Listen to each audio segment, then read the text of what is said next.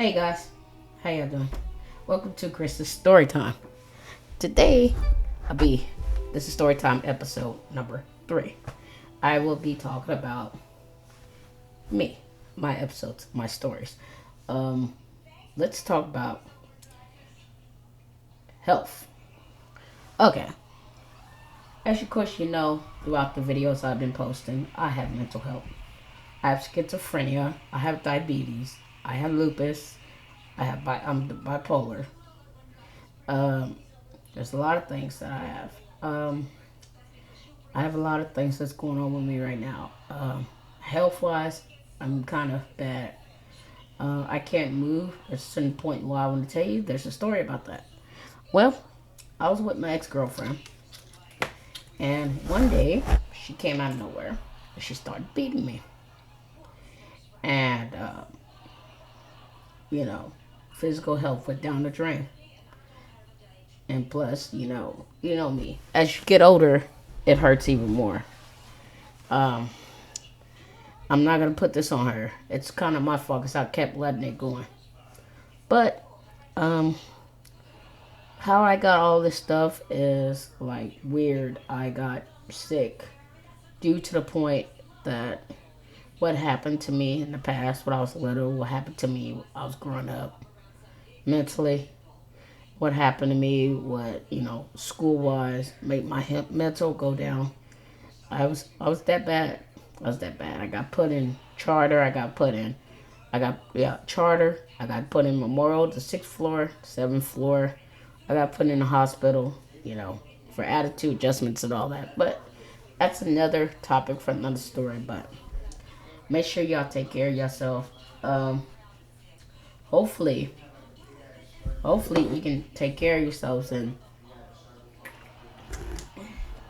doing everything you can to take care of yourself and not get sick. I do have lupus, but I am going to tell you a story about this. Okay, I was living with my wife in East Texas. We lived in Tyler, Texas, and there's a lot of stuff going on. And I got sick. When I got sick the first time is when the neighbor, my wife's mother figure, Miss June. By the way, if you're watching, hi, how you doing? Miss you a lot. Hope to see you soon. Okay, she took me to Walmart in the neighborhood market in Tyler, and I started eating random stuff out of nowhere. I felt like crap. I ate. I think I ate a peach, and that's all I remember. But then it got worse throughout the time. Me and my wife didn't know what's going on. I didn't know what's going on either. And my wife took me out to eat up there. We had inspection one morning. After that, my wife took me out to eat. She took me to the Asian buffet. And like I kept the jello down, but I didn't keep the rest of the food down. I started throwing the rest of it up. So I was like, okay, something's wrong. And, you know, I went to the hospital. I need to go. Oh, I got to get to the hospital part, but hold on. I'm skipping parts. Let me rephrase that. I went to eat. Came back home. My wife she had to go to the doctor the next day. She had to go to the doctor. Truthfully, this is true. She had to go to the doctor, and I went with her. So next thing I know, went to the store, and she bought me this slushy, the slushy from the store. And next thing I know, the slushy was good. I threw it back up. So I immediately know something was wrong with me. And then that night, I got sick. I got beyond sick. Beyond sick.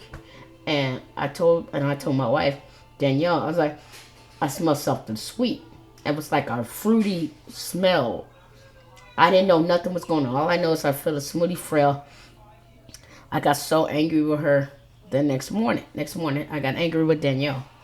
And I started bashing my head. Danielle knew something wasn't right. And then I went to the sink to brush my teeth and wash my tongue. There was yeast on my tongue. and I brushed it all off. And I remember it was yeast. It was all crummy, and I brushed it all off. And it was very, very yeasty. So after that night, this is what happened. This is what drove Danielle to take me to the hospital. Danielle kept telling me to drink some water. I threw up the water. I drank soda. I threw it up. I ate. I threw it up. So that night, I got sick. I got very, very sick. I sat in the tub and I fell asleep in the tub. I didn't know what the hell I was doing. Danielle came in and turned off the water. Said, "Khris, you almost drowned yourself." And I looked at her. I was like, "What?" And Danielle's telling me this. I don't know what happened. This is what I'm saying. What Danielle said. Danielle told me. She's like, "You almost drowned yourself. You almost drowned yourself in the tub. You could have drowned yourself." So I got out the tub and I laid in bed. Something went really wrong that night. Really, really wrong. And I remember I was in my boxers and my green shirt. I was in my boxers and green shirt. And Danielle took me to the hospital. That I remember. She took me to the hospital. And I didn't know what to do. And I was throwing up blood. I was throwing up a lot of stuff. And I told Danielle, I want to go home. I want to go home. I don't want to be here. And she's like, just wait a minute. Because we got the hospital by like 1 o'clock in the morning and we stayed. And they told Danielle she's not going nowhere. Khris is sick. She's very, very sick. And they took me to ICU in the hospital up there in East. I don't know what it's called now, but it used to be called ETMC. They took me to the hospital. They took me on the floor, up there on the floor. I think the ICU floor. And they had me like wrapped up, not wrapped up, but they had me in the ICU. And they told Danielle, "Khris, she's not going home." I was told my body was failing. That's what it was. My body was failing. My lungs was failing. All my organs was failing. And they were telling Danielle, "Y'all need to say y'all prayers because she could be gone." I don't know. We don't know if she's going to make it out of this one. Then Danielle calls my mom freaking out. My mom flew up there. My half brother, he was up there too for like a day. He left. My mom stayed up there for 3 days. Danielle stayed with me too. And I think Danielle was staying and my mom staying up there with me. Nobody else showed up. My stepbrother and my mom and Danielle showed up. So I was sick. And they had to tie my hands down at first because I was pulling my IVs out and stuff. So they wrapped my hands. They wrapped it. And they said, and I was wrapped to bed. And I told Danielle, "What's going on?" She's like, "You kept pulling your IVs out." I was like, "What do you mean I'm pulling my IVs out?" She's like, "Tell them to take this shit off me." And they were like, "No, we can't do that because you kept pulling your IVs out. We're sorry we have to do this, but you kept pulling your IVs out." So I was there in the hospital. They even put a catheter in me. A very, very, very, very bad catheter. I didn't know what was going on. Danielle kept telling me I was screaming for her. And one of the patients next door to my room got mad at Danielle. Told her, "You better shut that lady up before I do." So what happened was I got so sick that I was pulling my IVs out, pulling out. So they tied my hands up that I couldn't pull out my IVs. What happened was I wasn't incoherent. I wasn't in my right mind. I was sick. I was literally sick.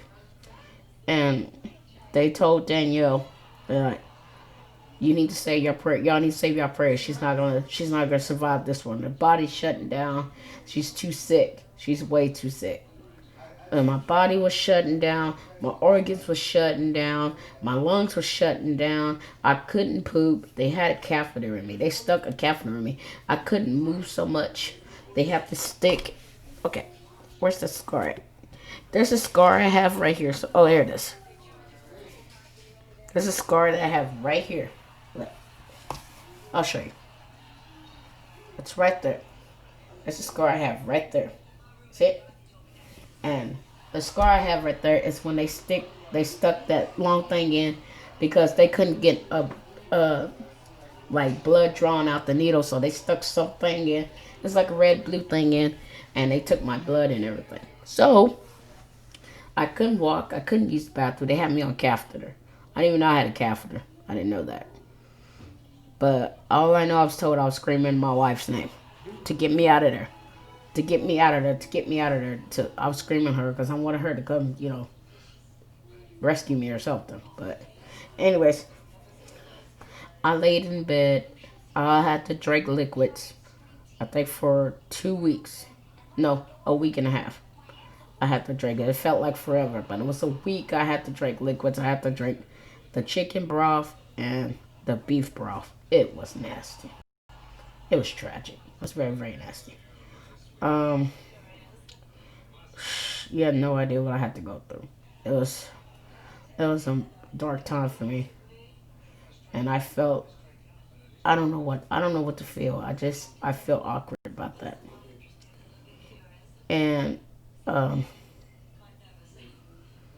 I never thought in a million years that would happen to me. And then my mom stayed with me one night. I think Danielle left. She went home to go get some rest. And my mom stayed with me. So I fell asleep. And my brother came to me in my dream, told me it's not your time to go. You better fight this. You got a lot to live for. And I was like, I know. And he was telling me, you got a lot to live for. He said, it's not your time to go yet. And next thing I know, I'm fighting what was going on. I'm fighting. And next thing I know, I get well. I get a little bit well. And then I got a little bit better. I started pooping a little bit. I started peeing when they took out the catheter.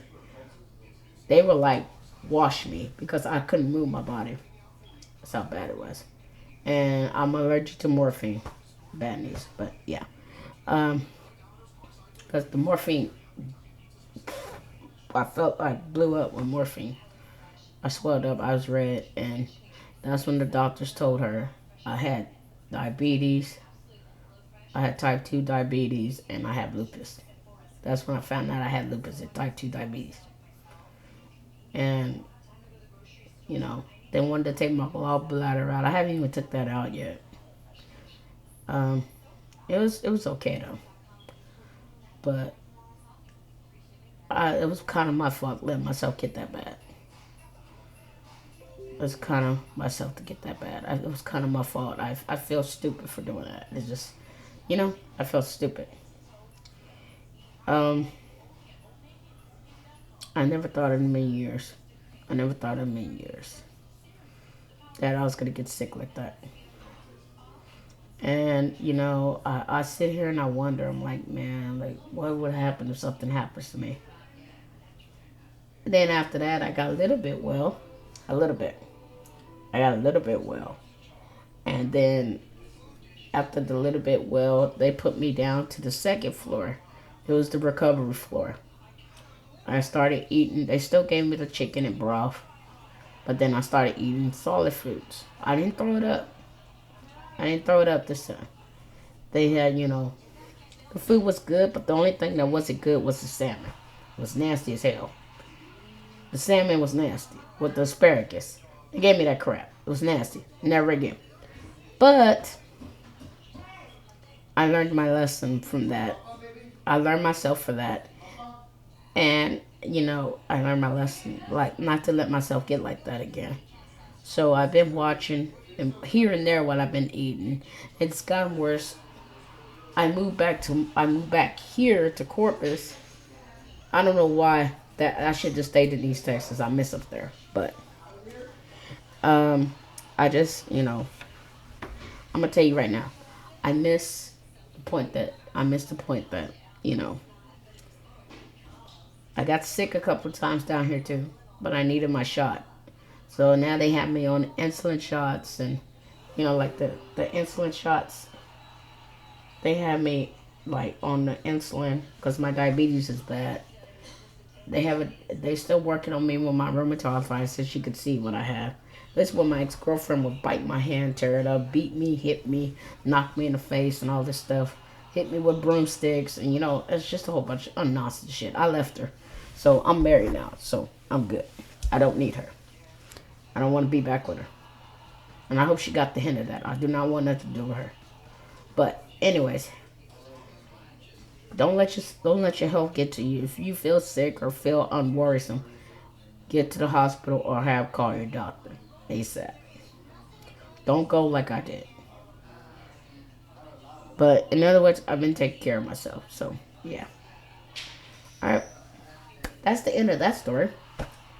But if you in need of crisis help, like mental wise, call somebody. Call the mental health line, or call your doctor and tell them that you're having mental problems. Don't handle it on your own because it can lead. Do not kill yourself. It's not worth it. It's not worth killing yourself. Please don't. For me, don't do it. Anger. I have anger issues. I have. I have bipolar disorder. I have schizophrenia. I had bipolar disorder since I was little. Schizophrenia developed after high school. I know who that fault was, but I ain't gonna blame. I ain't gonna say no names. I know who that fault was, but most of it's my fault because I take the blame of my actions. I used to be a terrible kid, but that's for another story that I will talk about down the road. But yeah, make sure you tune in. Hope you love this episode. I hope you like it because I feel like all my mental people come together and talk. You can talk to me. You can write me on an email. You can write me on my Instagram. You can write me on my social media platforms. I go live. I make people's days. I go live Thursdays and Fridays. You want to talk to me on there? Go ahead. Makes sense. I do music to calm down my nerves. I do music. If I'm like mentally overwhelmed, I will stop doing certain things, like my podcast and like my music and all that stuff. But I had bipolar disorder since I was a kid. I had schizophrenia. It developed, like I said, it developed after high school. But like I said, I'm very very sick kid. So yeah, just like I said. All right, man. That will be time edit for this episode, and I hope you should like and subscribe to this channel, Chris YouTube. This is Chris's story time, and make sure that you like and subscribe, and tell your friends and family about this video. But do not overwhelm yourself with mental illness. You don't need to hurt yourself, or you don't need to hurt others. Take care of you before you do you, and do not get sick like I did. Because now I have type 2 diabetes and lupus. But just make sure you take care of yourself. I will see you in the next episode. Holla at your girl. Deuces.